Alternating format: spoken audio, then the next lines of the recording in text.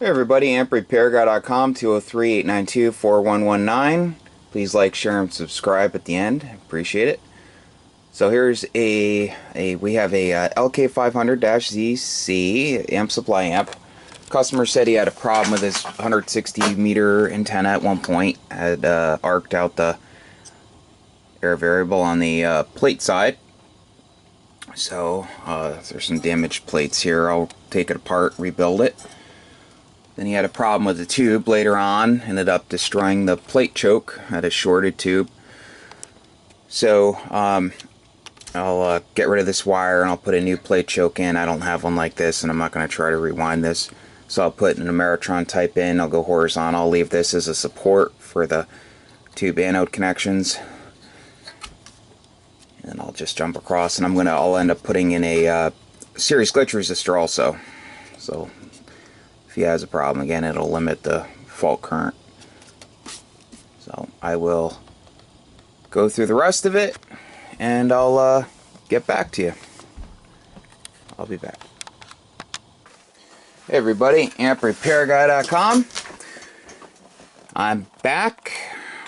I took the air variable out and I completely rebuilt it. It has all new good plates on it, as you can see.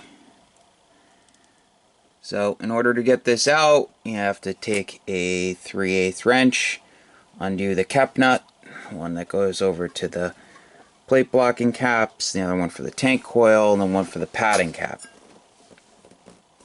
And then you have to loosen up the Allen screws on the vernier drive. And then there's a screw. There's like a solid wire that goes for the ground connection. So I leave the cap nut in place on the tab for the air variable, and then I remove the screw. There's a Phillips screw underneath, and then I hold that with like a little tiny flathead or something, and I loosen it up and take that screw out. There's a nut on the bottom of this screw, has a spacer, and I loosen that up, take that screw out, slide it out. And then to get it back together, I use a magnetized little flathead, and I hold that nut in place down there, and then it just takes patience and time. So, and then I tighten everything else back up. So, reverse order. So, what I did was I removed all the wire off this choke. I ended up putting a new style, that was my phone, a new style Ameritron choke in there. So I cut a little copper strip for the top connection.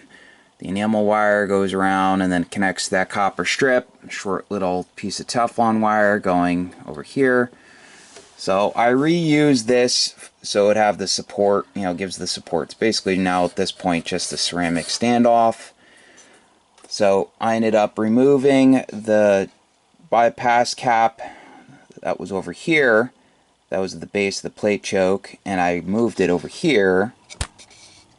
I put in a series glitch resistor, 10 ohm, 10 watt, between the original connection point for the plate choke, and I put in a standoff, a ceramic standoff over here. So you got the series glitch resistor jumps over to the base in the new plate choke, and you have the cap here. Bypass caps. Whatever RF makes its way by it brings it to ground. So that's all set. I always put a little bit of like silicone on the screw, and I cut the screws down as short as possible. So the silicone, if you don't have one of those like plastic washer things, it'll help insulate it between the metal. I had to cut the plastic washer. As you can see, there's a ridge there where the metal folds over right there, so it wouldn't overlap it. So, as you can see, nice and clean. That's all set. Thanks for watching. Please like, share, and subscribe at the end. I'd really appreciate it. amprepairguy.com. Have a great day. I wanted to shoot one more quick little video here. This amplifier actually had 30 amp fuses in it. It's wired for 240.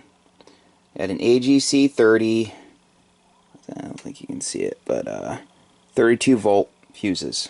So specifies in the manual for 240 when it's configured for 240, requires a 12.5 amp fuse times 2, one per side. So it had 230 amp fuses in it. If it had the proper size fuses in it, when the tube shorted, the plate choke most likely would have been fine. He's lucky it didn't damage the plate transformer. So another thing a lot of people ask me, what should the amplifier do for output? They say, I've seen this video, that video, whatever, someone told me this, that, whatever, that the amp should do X amount of watts. Always go by the manual. This amp specified, the 2-tuber, it says in the manual 1500 watts PP out on sideband. So just go by the specs, and the manual has different power ratings for the other modes. Always go by the manual. A lot of people ask me about Heathkit SP220s. It's like 1300 PP sideband. But, you know, some people say, oh, I saw one doing 2000 or 2500 or whatever, you know.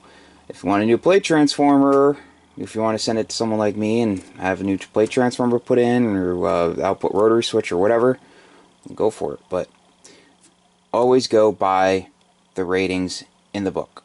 Some amplifiers, the output, the rating is actually input power, and then you have to do the math to figure out the output power.